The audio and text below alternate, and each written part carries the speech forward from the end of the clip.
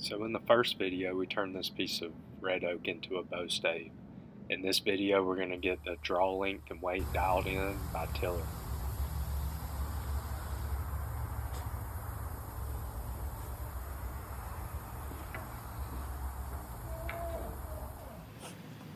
I'm going to start by using a compass as kind of an edge guide to mark off some material to take off the belly of this bow. Belly and back is something that took me an embarrassing long time to kind of comprehend while making this. The back of the bow is what faces away from you while you're holding it in your hand and drawing it back. The belly will be what is facing to you, to your face. So I'm going to remove about a third of this material I've got on the limbs here. I've set up a fence on my bandsaw, just a piece of angle iron clamped to it to try to hold the blade straight while I feed it through, but it didn't work out very well. The blade kept wandering into the limb, so I just pulled it off and did it freehand. In a minute here you'll see what it looks like afterwards, and it's pretty rough, but still got a lot of material to work with on the limbs there, so not an issue at all, but it wasn't easy to do.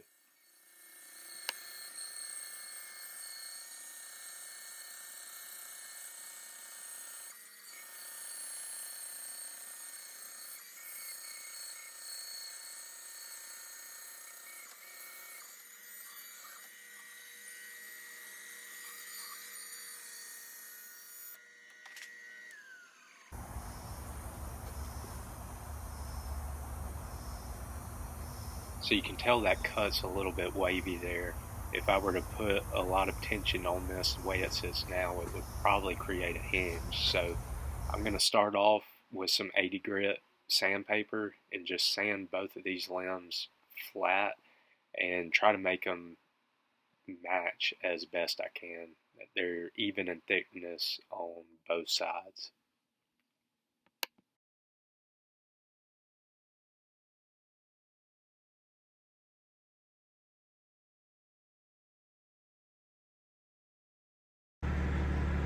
I'm going to go ahead and cut in some string knot points. I was really nervous about this, that I was going to put them the wrong way or that they weren't going to match. They ended up not matching, but they were close enough to make work. So I'm going to start here, making a line across the back that I can reference on either side and put a 45-degree mark towards the belly and handle of the bow. I used a Sharpie so I could see it better, because next I'm going to use a chainsaw file, and it's not easy to keep it going in the direction you want on wood. That wide Sharpie mark helps see it a little better as you're working.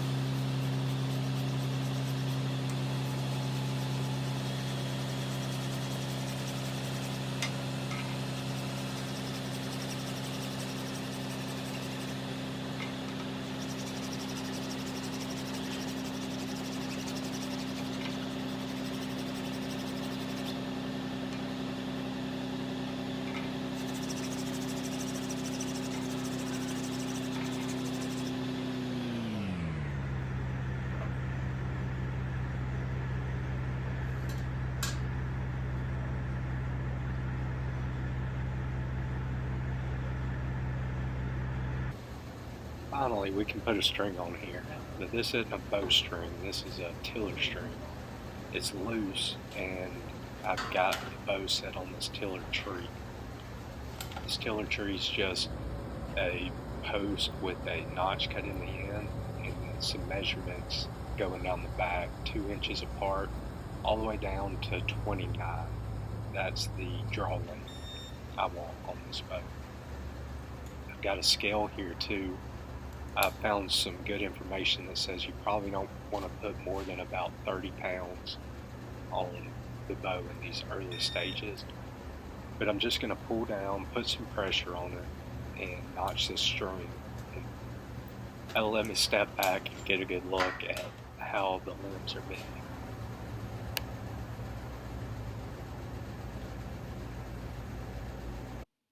Still pretty stiff, so I'm going to continue evenly removing material off the belly of the bow on either limb.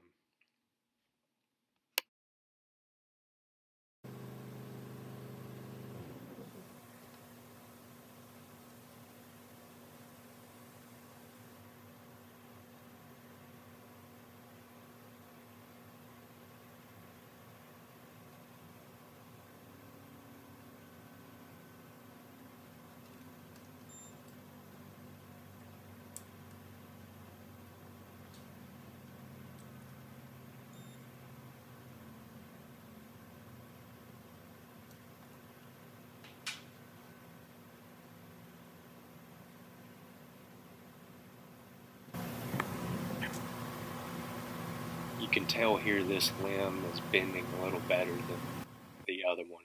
That's the bottom limb, the stiffer one is the top. I'm going to mark it and take some more material off.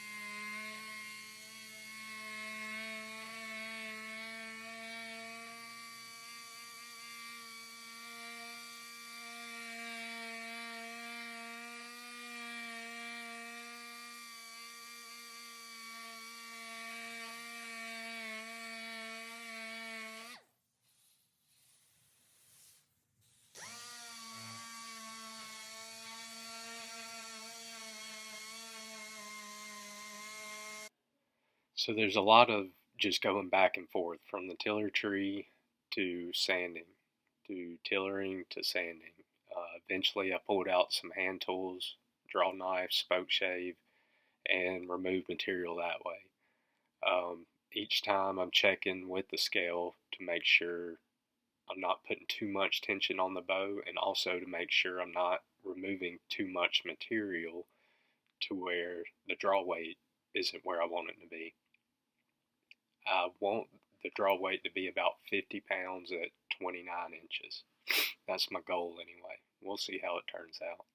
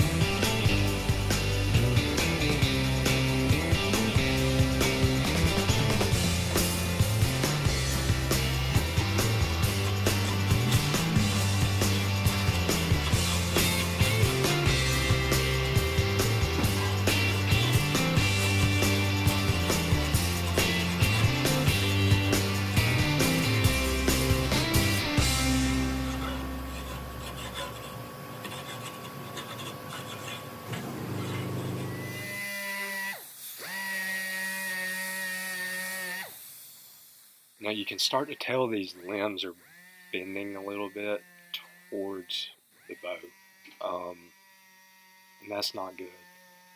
It would be better if they were bending away from how the string would pull on them. That way, when the bow is strung, it's putting tension back against it.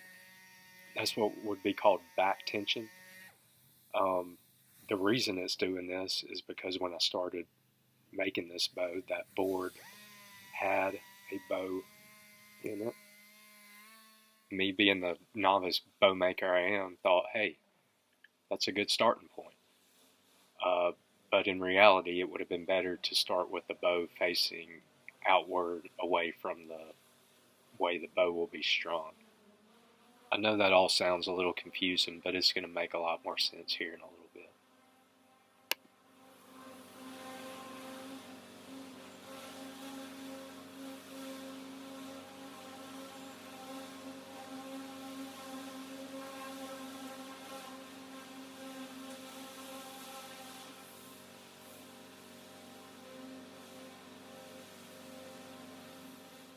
So you can see here this top limb is still a little stiff, particularly along the end of the limb here.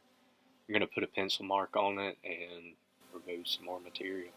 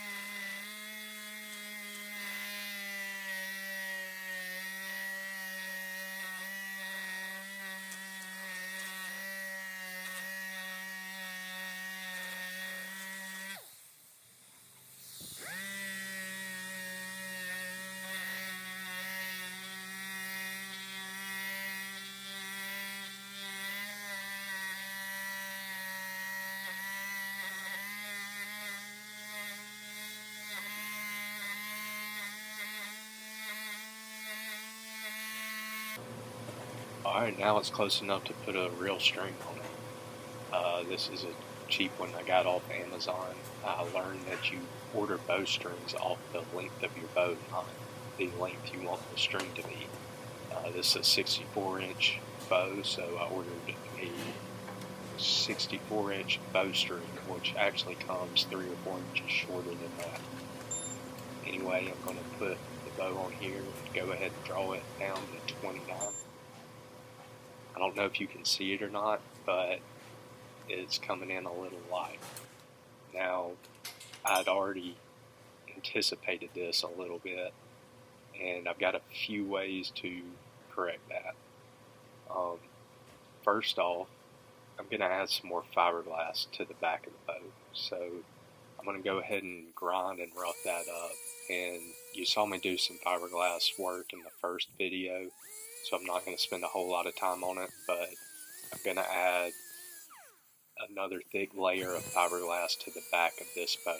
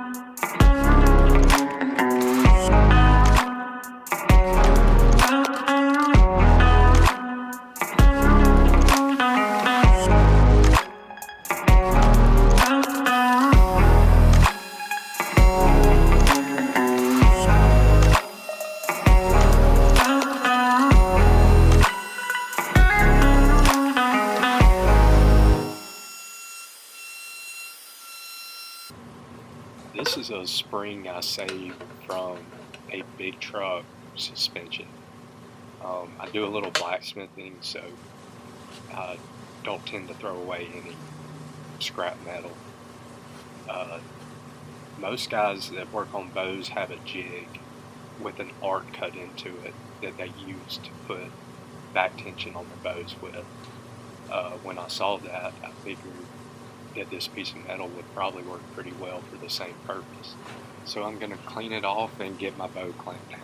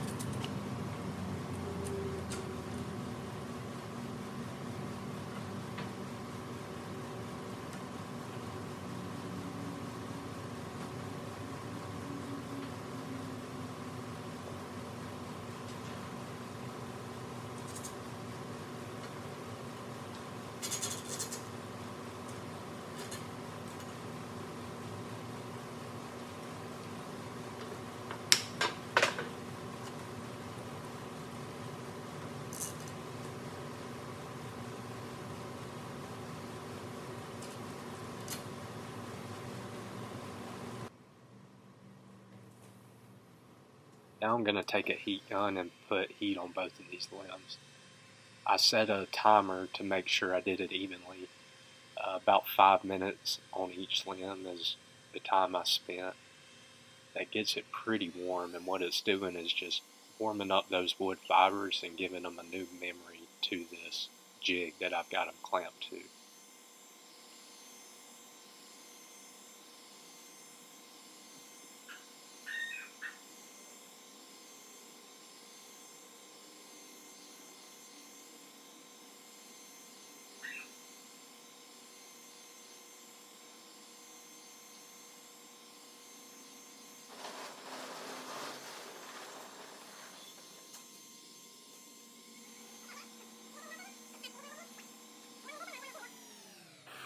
While the limbs are still warm, I'm using a plumber's torch here to just fire harden the belly of the bow.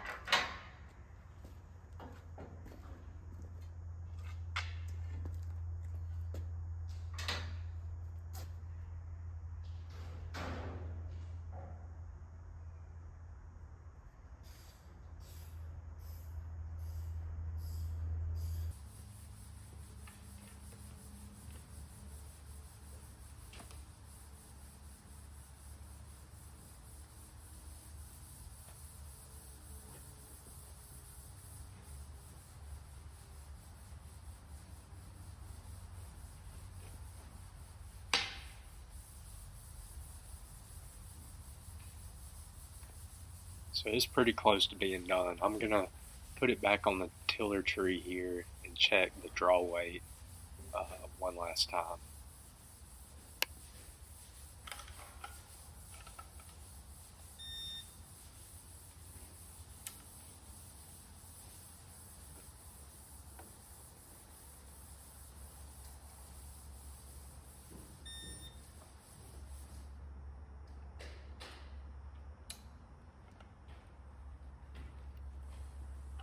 .48 is what that says. I know you can't see that. I'll give you a better look at it here in a minute.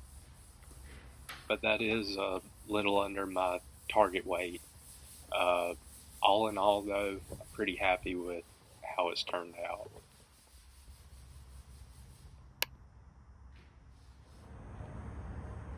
Alright, in the next video, we're going to get the first shots off, do the finishing touches, and start arrow tuning. Stick around.